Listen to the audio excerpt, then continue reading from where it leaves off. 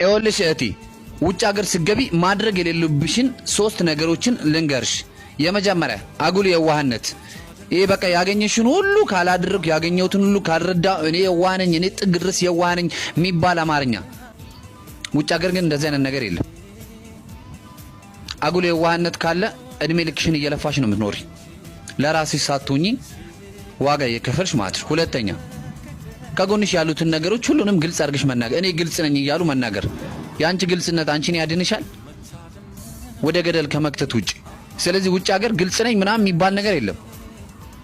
ሁሉ ነገር ግልጽ ተደርጎ አይነገርም ውጭ ሀገር። አንዳንድ ነገሮችን እየደበቅን ውስጣችን ያለውን ነገር ለራሳችን እየደበቅን ራሳችን እያስተካከልን ነው የምንሄደው። ስለዚህ ውጭ ሀገር ይሄ አይነገርም። ሁሉ ነገር ግልጽ ነኝ። አንቺ ግልጽ መሆንሽን እኮ አወቀ አላወቀ ሰው የሚፈጥረው ነገር የለም።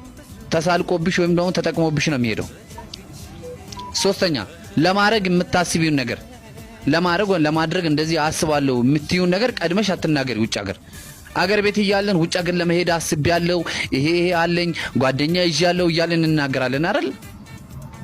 እሱ ነገር ውጭ ሀገር ስትሄጂ አይሰራም እናቱ።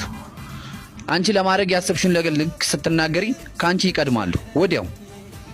ስለዚህ ጠንቃቃ ሆነሽ ህይወትሽን መምራት ነው። ምክንያቱም ሁሉም ብልጥ ነው።